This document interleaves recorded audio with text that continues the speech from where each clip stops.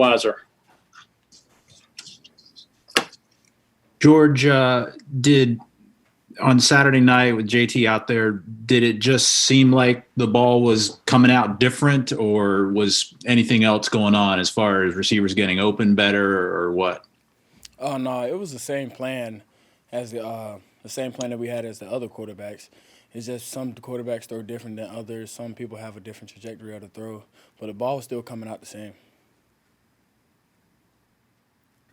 George, how's it going? I want to ask you, how do you kind of assess your season, with 2 or 3, whatever it is, regular season games left?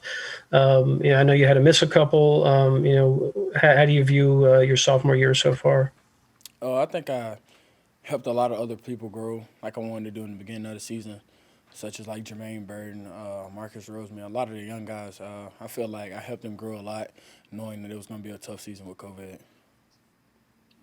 Let's go to Anthony Dasher and Connor Riley. Hey, George, I hate to ask you this question here, but as a player, how good are you at avoiding rather all the outside noises and sometimes be out there? Now I know before the Florida game, I mean your name come up. A lot of stuff goes out there on the internet, even about you maybe put your name in the transfer portal, some mess like that. I mean, is that something that's hard? Did you say no, or kind of how did you take that whole week, all the crazy stuff going on? I really wasn't paying attention too much to that. When I wasn't on the field, I was, like I said, encouraging the young guys, which is what makes me happy the most because I was a freshman last year. So when I seen them, when I was out, I was just texting them all the time, just saying, always put your best foot forward at practice, and then it'll pay off in the game.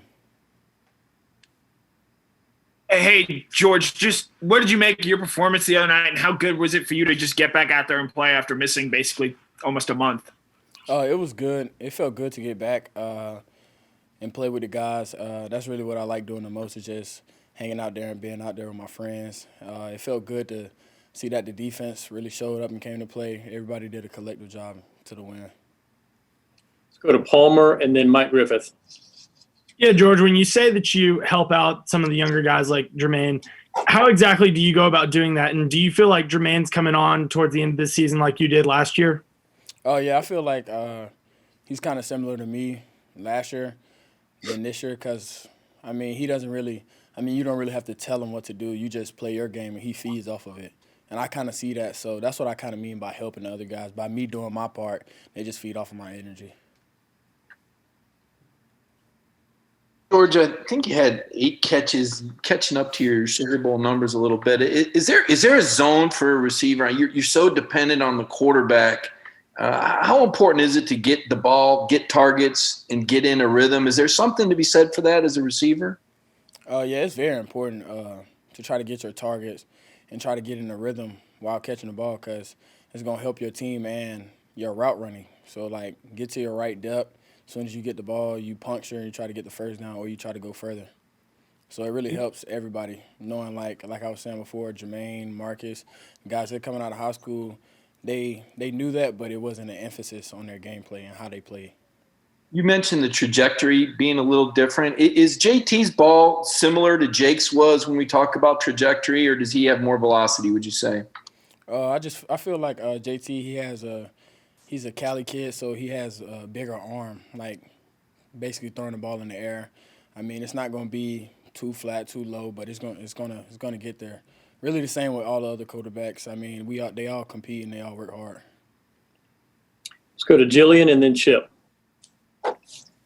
Hey, George, how do you think your return has helped aid the offense's vision and confidence?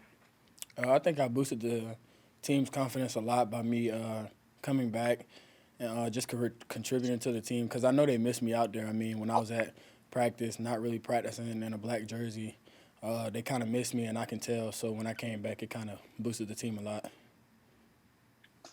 Yeah, George, I'm just wondering, during the period you were out, it sounded like you were so very close to coming back, before Florida and the game after that. He's got a chance to get back. Was it frustrating for you on any level? And what was that like for you, just, not even to travel? That's got to be foreign for a guy like you. Yeah. It was kind of frustrating to me because of course I wanted to play. Every player wants to play. and I've never been like I never had an injury that I didn't try to play through, that I really couldn't play through. So yeah, it was kind of frustrating, but it was good to see guys step up, but that played behind me and just showed their talents. Let's go to Jake and then Cody. Hey George, you for that Florida game, I mean, you were at home watching, and the guy who steps in for you, Marcus Rosemy, catches that pass, scores his first career touchdown. That's a guy I'm sure you've gotten pretty close with. What can you kind of take us through your emotions of kind of watching that happen and the ups and downs of it? Because it seemed like it almost deflated the team a little bit, and wanted to see kind of what your emotions were kind of watching it on TV. I mean, I was very proud of Marcus because I know how hard he works, and I know how much detail he puts into his game. But when I seen this, like, his injury, of course I was hurt at the time, so I actually was understanding, like, he just got to fight through and just got to keep training because it's just part of the game. What's he been like since, is he obviously still in the building? What have you seen from him since getting hurt and having surgery and all that stuff? What's his attitude been like? He's still locked in. He still knows all the plays.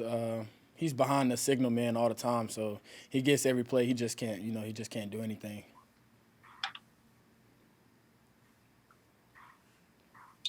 Cody, do you have a question? No, I'm good. Thank you, Steve. Okay.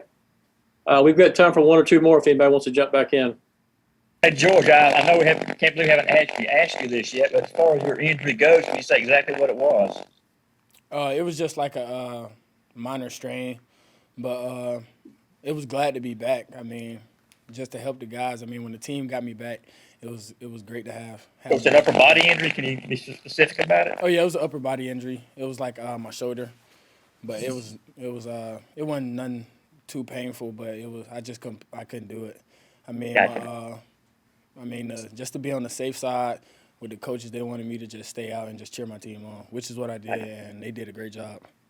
Thanks, man. George, you got a lot of attention for the water bottle deal. It was that. How did you take that moment? I guess I'm sure you got some grief for it. Yeah, I mean, I got in trouble for it, which was what should have happened, but it wasn't really like a setback or anything. It was just the guys knew. I always apologize if I do anything wrong to the team because I actually let the team down. So the guys knew where I was coming from and they understood. Got time for one more?